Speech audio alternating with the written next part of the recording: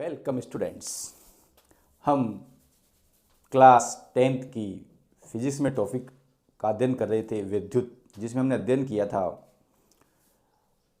धारावाही चालक और चुंबकीय क्षेत्र।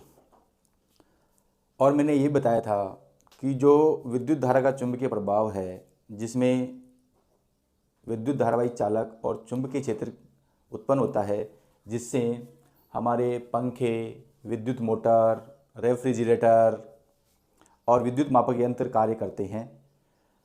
इन यंत्रों में से आज हम अध्ययन करेंगे विद्युत मोटर। तो सबसे पहले देखो, विद्युत मोटर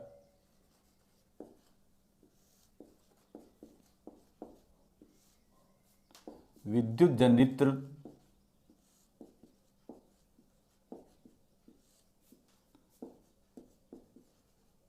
रेफ्रिजरेटर और विद्युत मापक यंत्र इत्यादि ऐसी युक्तियां हैं या ऐसे जुगाड़ हैं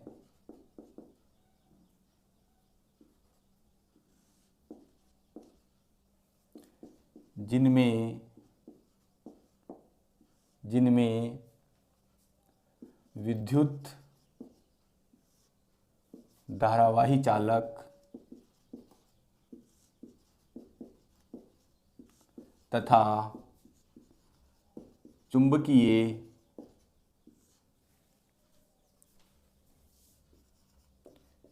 क्षेत्रों का उपयोग होता है। डियर स्टूडेंट्स, हमने विद्युत धारावाही चालक और चुंबकीय क्षेत्र के बारे में पूर्व क्लास में विस्तृत अध्ययन किया है और इन्हीं के उपयोग से हम विद्युत मोटर के बारे में आज अध्ययन करेंगे। तो अपना टॉपिक है वो है विद्युत मोटर। विद्युत मोटर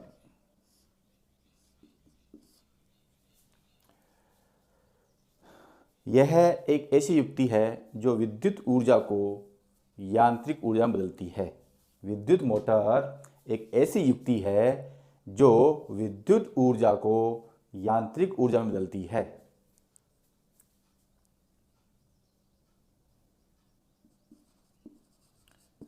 विद्युत मोटर ऐसी युक्ति है या ऐसा जुगाड़ है जो विद्युत ऊर्जा को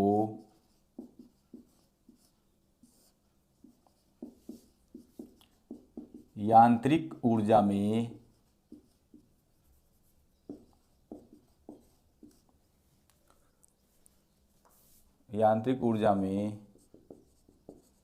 बदलती है।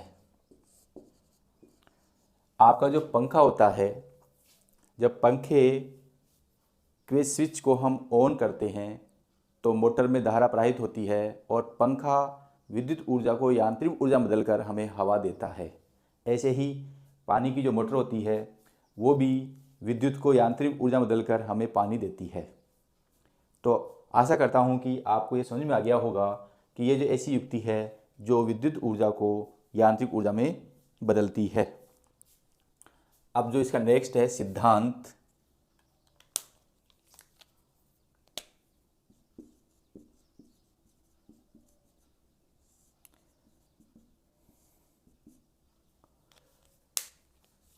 यह है विद्युत धारा के चुंबकीय प्रभाव पर आधारित है। यह है विद्युत धारा के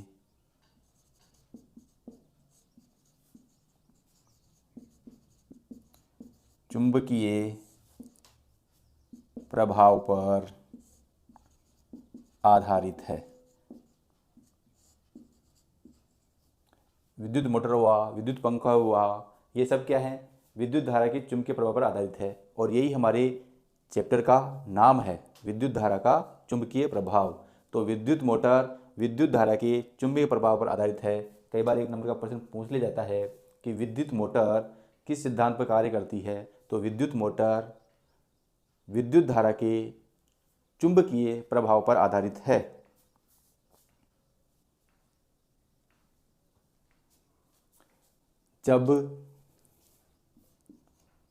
जब किसी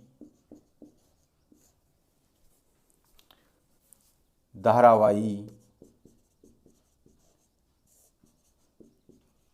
चालक में जब किसी धारावाही चालक में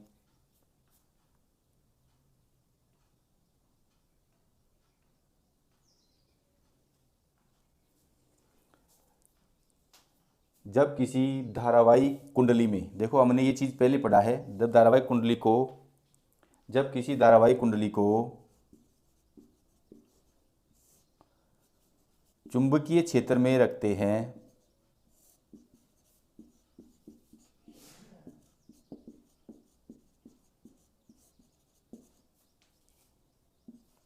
तो उस पर चुंबकीय बल कार्य करता है।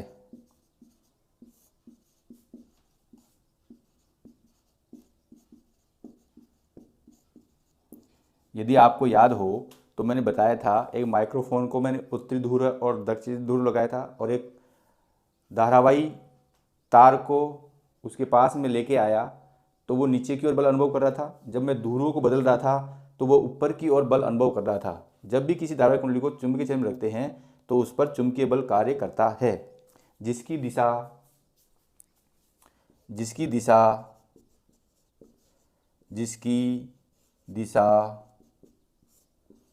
फ्लेमिंग के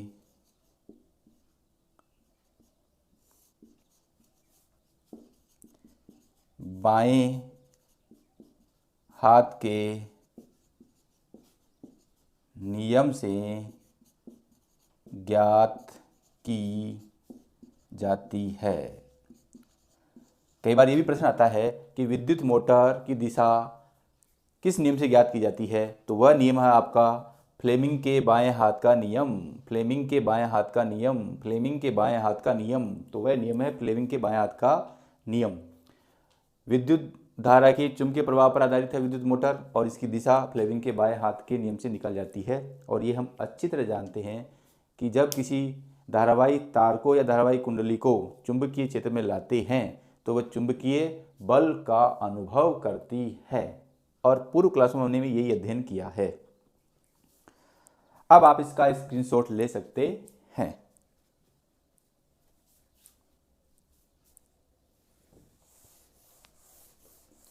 अब जो तीसरी इसकी बात आती है, विद्युत मोटर की संरचना, कंस्ट्रक्शन ऑफ इलेक्ट्रिक मोटर।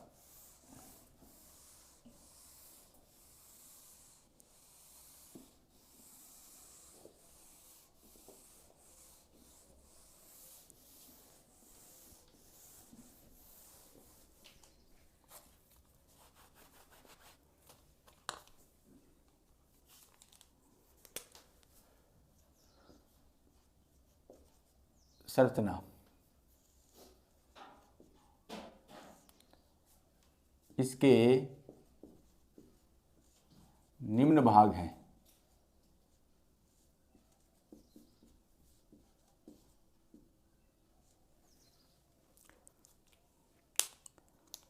मैं समझ रहा हूं कि अब मोटर का चित्र बना लेना चाहिए, ज़्यादा इजी समझ में आएगा।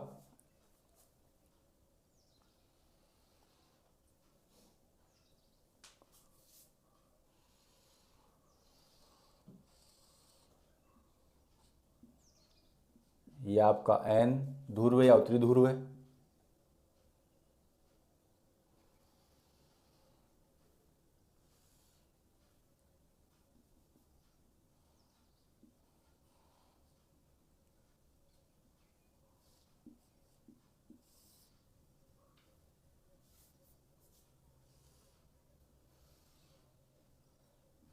ये दक्षिणी ध्रुव है। तो सबसे पहला जो संरचना में भाग है वो है क्षेत्र चुंबक। पहला जो इसका पार्ट है वो है क्षेत्र चुंबक। ये एक शक्तिशाली क्षेत्र है। यह एक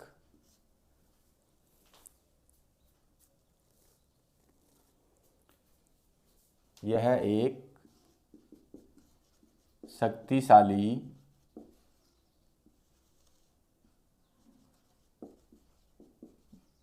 चुंबक है जिसमें दो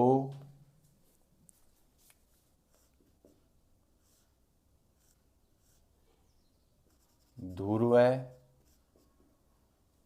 N उत्तरी ध्रुव तथा S दक्षिणी ध्रुव होता है। तो ये संरचना का पहला पार्ट हो गया। क्षेत्र चुंबक, ये एक शक्तिशाली चुंबक है जिसमें दो ध्रुव, एक उत्तरी ध्रुव और एक दक्षिणी ध्रुव होता है। संरचना में दूसरा पार्ट जो आता है वो है आर्मेचर।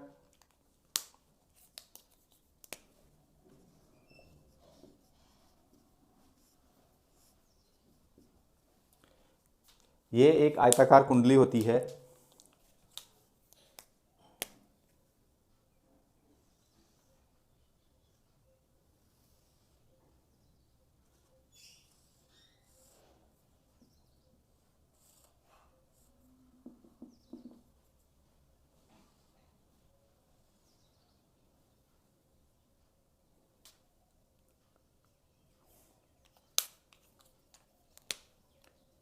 A, B, C और D,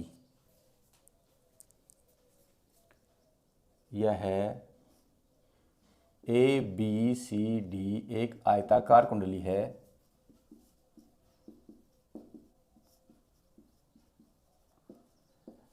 ये आर्मेचर नाम है, बाकी होती है कुंडली है।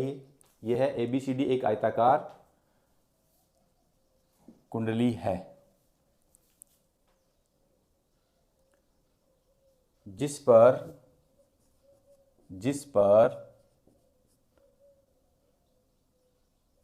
बहुत अधिक या बहुत अधिक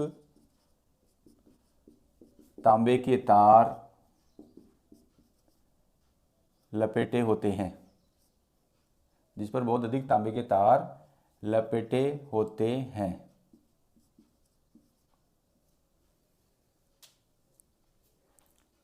देखो ये आपकी ABCD एक आर्मेचर है जिस पर बहुत अधिक तांबे के तार लपेटे होते हैं।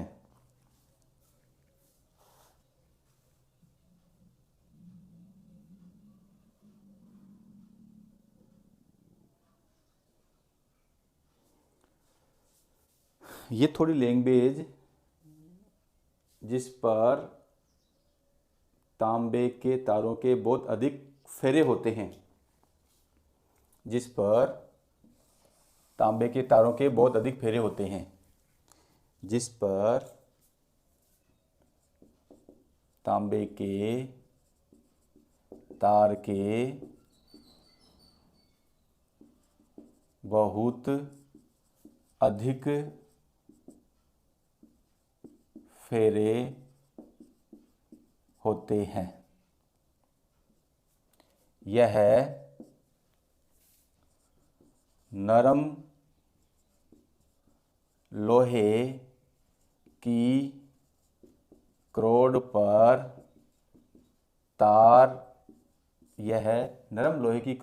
तार लपेटकर बनाई जाती है।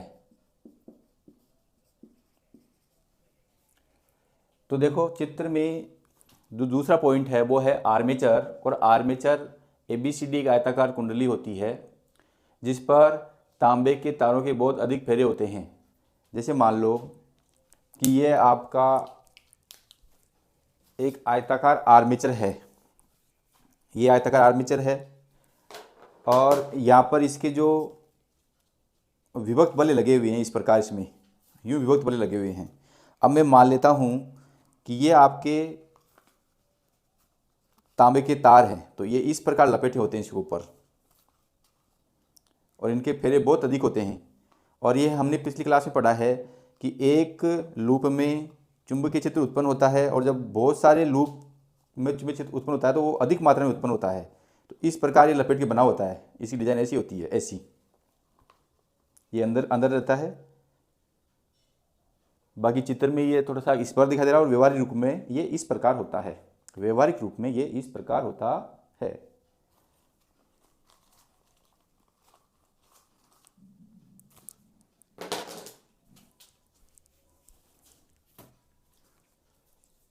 अब जो नेक्स्ट थर्ड पार्ट है वो है आपका विभक्त बलीय।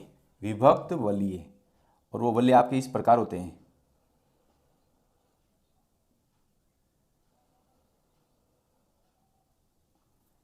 ये आपके विभक्त बल्लीय हैं। तो थर्ड हो जाएगा विभक्त वल्ले।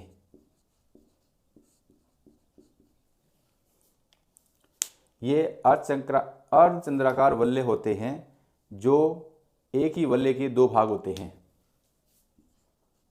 ये अर्धचंद्राकार वल्ले हैं जो एक ही वल्ले के दो भाग होते हैं। ये अर्धचंद्राकार वल्ले होते हैं जो एक ही वल्ले के दो भाग होते हैं।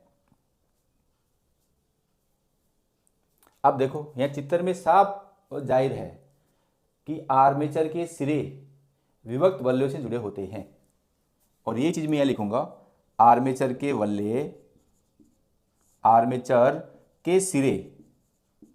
के सिरे विभक्त वल्यों से जुड़े होते हैं। विभक्त वल्यों से जुड़े होते हैं। देखो आर्मेचर ABCD एक कुंडली होती है जिसमें तांबे के तार के बहुत अधिक फेरे होते हैं, और ये फेरे नरम लोहे की रॉड पर तार लपेटकर बनाई जाती है, और आर्मेचर के जो सिरे होते हैं वो विभक्त वल्यों से जुड़े होते हैं। इसके बाद में जो अंतिम और लास्ट इसकी संरचना का भाग है वो है ब्रूस। और ये जो ब्रूस होती है उस ब्रूस की आकृति इस प्रकार होती है। ये तो आपके हो जाएंगे वल्लीय, और ये हो जाएंगे आपकी ब्रूस। ये जो मैंने रेखाएं खींच रखी हैं ये ब्रूस हैं। ये ब्रूस मान लो कि X है और ये दूसरी ब्रूस Y है, और ये जो है आपके विभक्त वल्ले। इस X को हम बैटरी से जोड़ते हैं,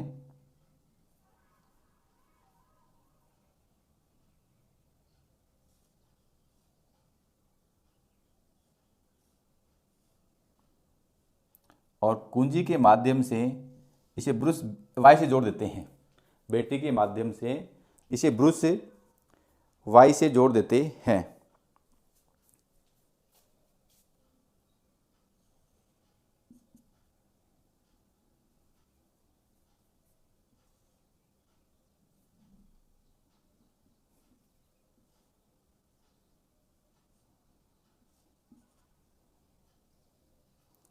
तो देखो इसमें धारा इधर इस प्रकार बहेगी, फिर धारा आपकी यहाँ आएगी, फिर यहाँ आएगी, फिर यहाँ आएगी, फिर यहाँ आएगी, फिर यहाँ आएगी, फिर यहाँ आएगी, और फिर यहाँ ऐसे आएगी, और फिर यहाँ आएगी। तो ब्रूस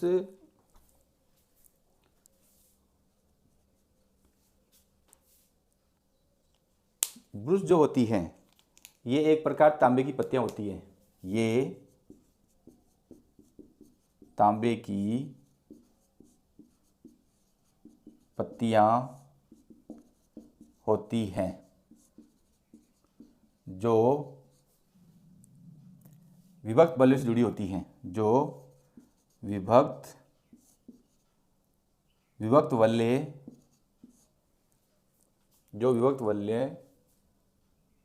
से जुड़ी होती है।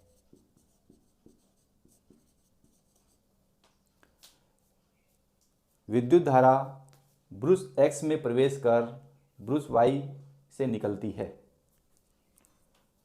विद्युत धारा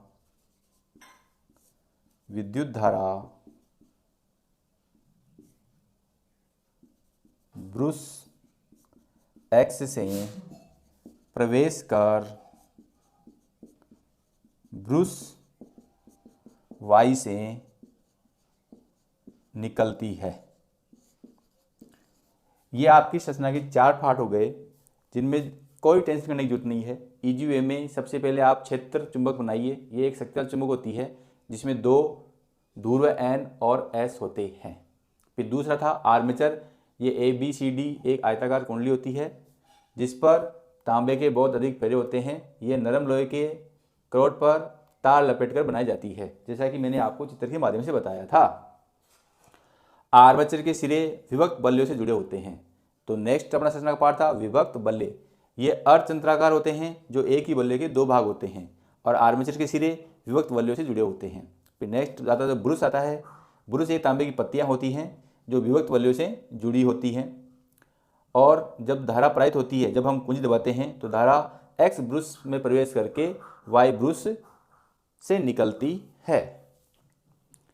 अब जो नेक्स्ट इसका पार्ट है वो है कार्यविधि। अब आप इसका स्क्रीनशॉट ले सकते हैं।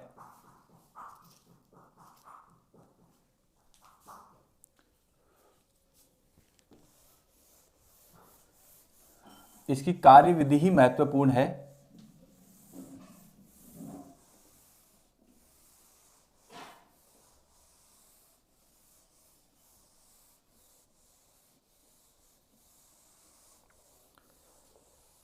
देखो, विद्युत मोटर का चित्र अलग अलग बुक्स में और अलग अलग यूट्यूबर द्वारा अलग अलग होते हैं, तो इसमें टेंशन करने की कोई बड़ी बड़ी बात नहीं है।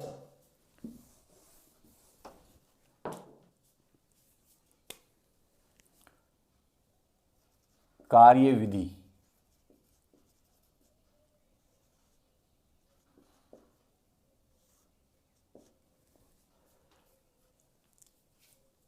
शुरुआत में आर्मेचर ABCD क्षैतिज अवस्था में होता है।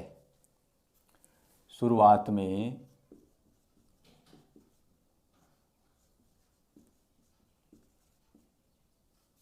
आर्मेचर ABCD क्षैतिज अवस्था में होता है या क्षैतिज व्यवस्था में होता है। ये वाला जो चित्र दे रखा है ये इसी स्थिति में होता है।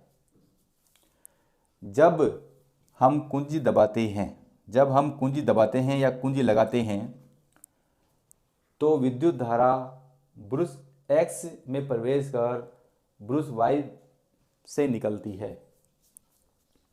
जब कुंजी लगाते हैं तो विद्युत धारा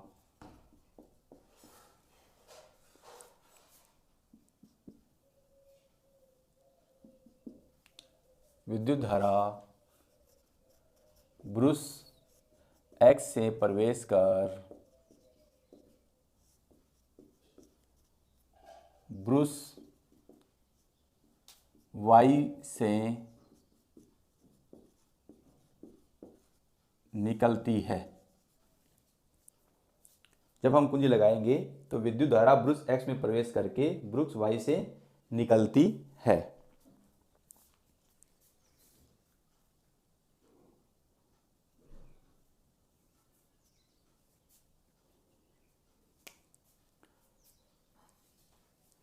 अब देखो, मैंने शुरू में भी बताया था कि जो विद्युत मोटर में जो दिशा का ज्ञान करते हैं वो हम फ्लेमिंग के बाएं हाथ के नियम से करते हैं। तो फ्लेमिंग के बाएं हाथ के नियम से भुजा BC और AD, भुजा BC और AD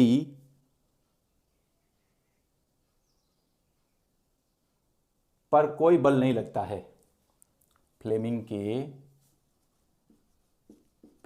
के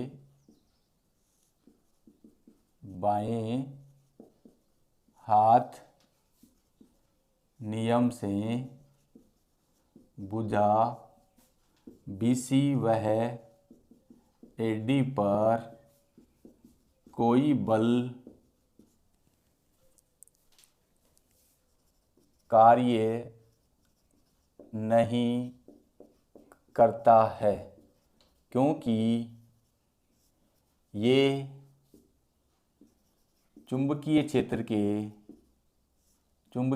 के समांतर होती हैं। जब भुजाएं चुंबकीय क्षेत्र के समांतर होती है तो वहाँ पर चुंबकीय बल शून्य होता है। और हम ये भी जानते हैं कि जब सतल चुंबक में जो चुंबक प्रवाहित होता है वो उत्तरी ध्रुव से दक्षिणी ध्रुव की ओर प्रवाहित होता है। उत्तरी ध्रुव से दक्षिणी ध्रुव की ओर प्रवाहित होता है। उत्तरी ध्रुव से दक्षिणी ध्रुव की ओर प्रवाहित होता है। उत्तरी ध्रुव से दक्षिणी ध्रुव की ओर प्रवाहित होता है। अब देखो इसी दिशा में चुंबकीय क्षेत्र की दिशा है और इधर ये भुजा की लंबाई है। यदि आप समझ पाओ तो मैं बता रहा हूँ कि जो चुंबकीय बल लगता है F सदिश = वो लगता है आपका IL सदिश क्रॉस B सदिश, जिसे हम लिख सकते हैं F सदिश = ILB sine theta. ILB sine theta. अब देखो चुंबकीय क्षेत्र की दिशा भी इधर है और भुजा की लंबाई की दिशा भी इधर है और इसकी भी इधर और इधर है या 180 डिग्री पर है। जब या तो होगी तो 0 डिग्री पर होगी, यहाँ पर होगी तो ये 180 डिग्री पर होगी। इस प्रकार होंगी ये। इधर ये चुंबकीय क्षेत्र है और इधर भुजा की AD भुजा की दूरी है और इधर ये चुंबकीय क्षेत्र भी इधर है और भुजा भी इधर है। तो यहाँ पर तो थीटा 0 डिग्री होगा, यहाँ पर थीटा 180 डिग्री होगा। अब 180 डिग्री साइन 180 डिग्री का मान भी 0 होता है और साइन 0 का मान 0 होता है। तो दोनों ही स्थितियों में बल का मान क्या आएगा? 0 आएगा। दोनों ही स्थितियों में बल का मान 0 आएगा। तो आप तो मोटे मोटे रूप से याद रखिए कि फ्लेमिंग के बाएं हाथ के नियम से भुजा BC और AD पर कोई बल कार्य नहीं करता है, क्योंकि ये चुंबकीय क्षेत्र के समांतर होती है और जब चुंबकीय क्षेत्र की लंबाई समांतर होती है तो वहां पर बल 0 होता है।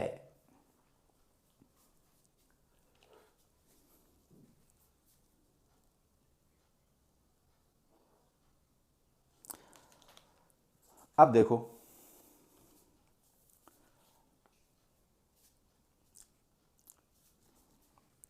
ये थोड़ा सा मैं परिवर्तन करता हूँ। मैंने जो चित्र बनाया है उसमें इसके नामकरण संस्कार कुछ अलग करे हैं, तो मैं इसी के हिसाब से कर देता हूँ। इसमें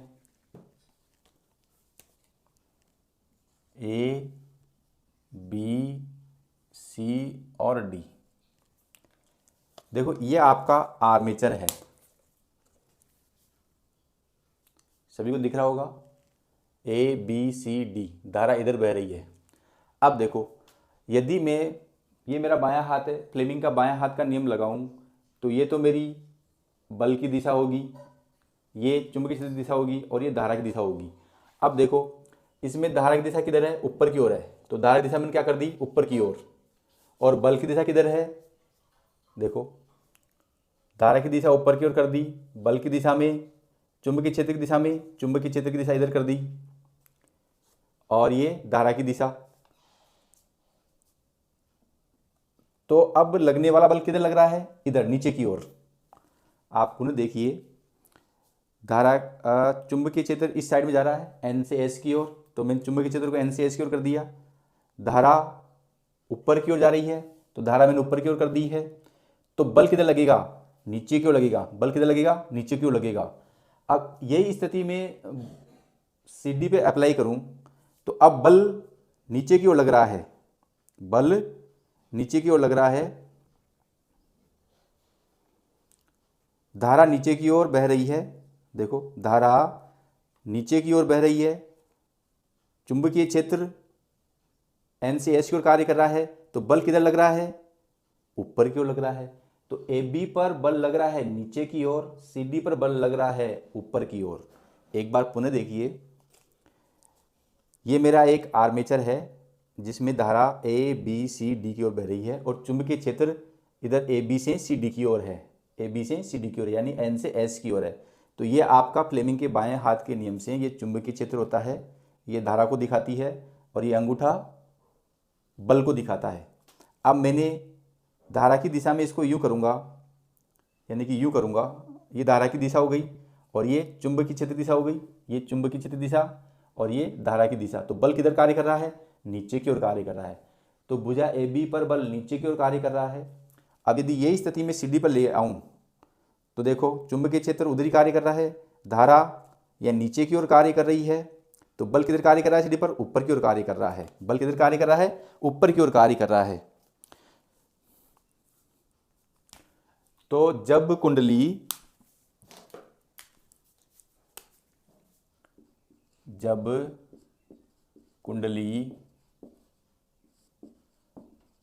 आधे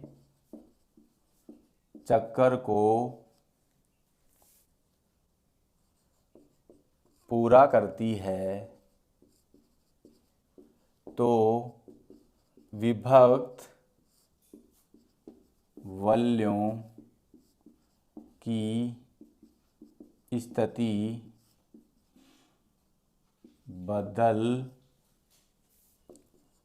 जाती है। देखो कैसे बदल जाती है।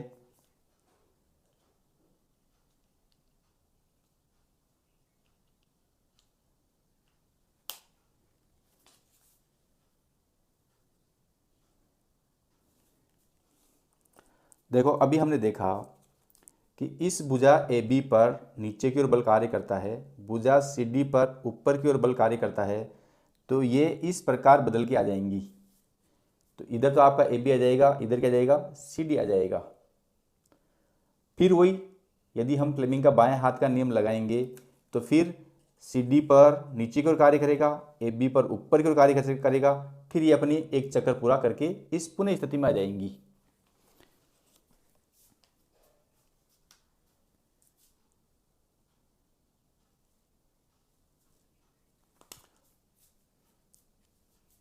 स्थिति बदल जाती है जिससे भुजा ए बी पर नीचे की ओर तथा सी डी पर ऊपर की ओर एक बल कार्य करता है, एक बल कार्य करता है। इस बल के कार्य करने से ये कुंडली घूम जाती है, फिर धारा प्रवाहित होती है, फिर बल कार्य करता है, फिर कुंडली घूमकर अपनी प्रारंभिक अवस्था में जाती है और इस प्रकार उसका एक चक्कर पूर्ण हो जाता है। जब कुंडली घूमेगी तो ये वलय जो मान लो कि शुरू में ये वाला P है और ये वाला Q है, तो ये घूम के इधर आएंगे तो ये वाला Q हो जाएगा और ये वाला P हो जाएगा। जब ये आठ चक्कर घूमेंगी तो P वाला Q हो जाएगा और Q वाला P हो जाएगा।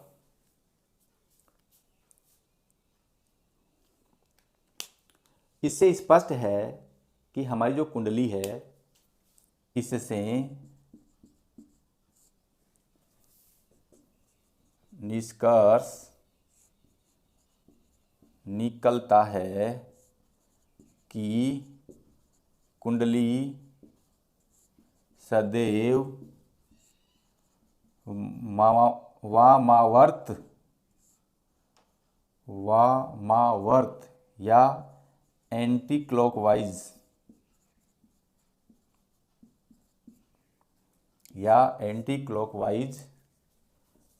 घूमती है। देखो पुनः मैं चित्र के बाद बताना चाह रहा हूँ। जब फ्लेमिंग के बाएं हाथ के नियम से धारा आपकी इधर बह रही है और चुंबकीय क्षेत्र इधर लग रहा है, तो बल ए बी पर नीचे की ओर कार्य करेगा। बल, ये अंगूठा बल की दिशा को दिखाता है। और जब मैं इसको, ये धारा की दिशा है और ये चुंबकीय क्षेत्र दिशा है, तो बल किधर कार्य कर रहा है? बल ऊपर की ओर कार्य कर रहा है। बल ऊपर की ओर कार्य कर रहा है, तो सीढ़ी पर ऊपर की ओर कार्य कर रहा है। जैसे ही कार्य करे तो ये इस प्रकार घूम के आ जाएगी, फिर वही क्रिया यहाँ पर होगी, फिर इस प्रकार ही घूम जाएगी, फिर इस प्रकार घूम जाएगी। तो ये घूमती रहती है और अपना कार्य करती रहती है। तो जब फ्लेमिंग के बाएं हाथ के नियम से हमने देखा कि कुंडली सदैव वामार्त घूमती है और इस प्रकार हमें विद्युत ऊर्जा से यांत्रिक ऊर्जा मिलती है और हमारे पंखे, पानी, मिक्सर, जूसर ये चलते रहते हैं। तो कई बार पूछा जाता है कि विद्युत मोटर के उपयोग लिखिए। तो विद्युत मोटर के उपयोग निम्न हैं।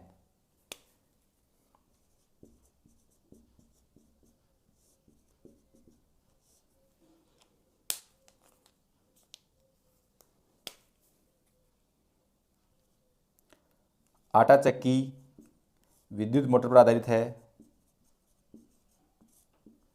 मिक्सर, जूसर, पंखे इत्यादि। कई बार परीक्षा में ये भी प्रश्न आता है कि विद्युत मोटर की गति बढ़ाने के लिए हमें क्या करना चाहिए। तो आप देखो, इस पर ध्यान दीजिए। विद्युत मोटर की स्पीड बढ़ाने के लिए हमें क्या करना चाहिए? विद्युत मोटर की गति बढ़ाने के लिए क्या करना चाहिए? विद्युत मोटर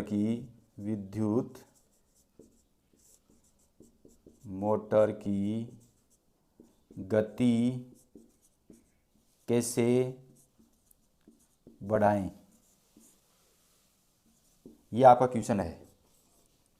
अब आप लोग देखते हो कि सर ने विद्युत मोटर की गति कैसे बढ़ाएं, ये तो ना तो कार्यविधि में बताया, ना संरचना में बताया, ना सिद्धांत में बताया, फिर ये प्रश्न कहाँ से आ गया? देखो बच्चों, अभी मैंने बताया कि जब धारावाही चालक को चुंबकीय क्षेत्र में रखते हैं या कुंडली को चुंबकीय क्षेत्र में रखते हैं तो उस पर एक बल कार्य करता है और उस बल का मान होता है IL/B sin थीटा। आई क्या है? इसमें प्रायिक धारा। एल क्या है? तार की लंबाई या कुंडली में फेरों की संख्या, क्योंकि जो तार की लंबाई होगी वही फेरों की संख्या होगी। फेरों की संख्या जितनी ज़्यादा होगी विद्युत मोटर में गति उतनी ज़्यादा होगी। तीसरा क्या है? चुंबकीय क्षेत्र।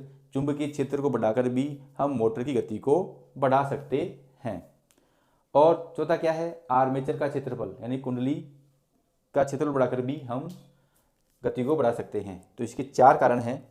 पहला कारण तो आपका क्या हो गया? धारा का मान बढ़ाकर। धारा का मान मतलब विद्युत धारा का मान बढ़ाकर। दूसरा आपका हो जाएगा फेरों की संख्या बढ़ाकर। फेरों की संख्या बढ़ेगी तो तार की लंबाई बढ़ेगी। फेरों की संख्या बढ़ाकर भी विद्युत मोटर की गति बढ़ाई जा सकती है। अनुप्रस्थ काट क्षेत्रफल बढ़ाकर भी। और जो तीसरा है वो है, चौथा है वो है चुंबकीय क्षेत्र को बढ़ाकर भी विद्युत मोटर की चुंबकीय क्षेत्र में वृद्धि करके भी हम विद्युत मोटर की गति को बढ़ा सकते हैं। मेरे प्यारे विद्यार्थियों, यदि आप विद्युत मोटर का ये वीडियो देखते हैं तो आपका विद्युत मोटर से संबंधित चाहे वो ऑब्जेक्टिव क्वेश्चन हो चाहे वो डेस्क्रिप्टिव क्वेश्चन हो, गलत होने के कोई चांस नहीं है। तो आप इसे देखिए और मेरे चैनल को लाइक, कमेंट्स और सब्सक्राइब करना नहीं भूलें। Thank you.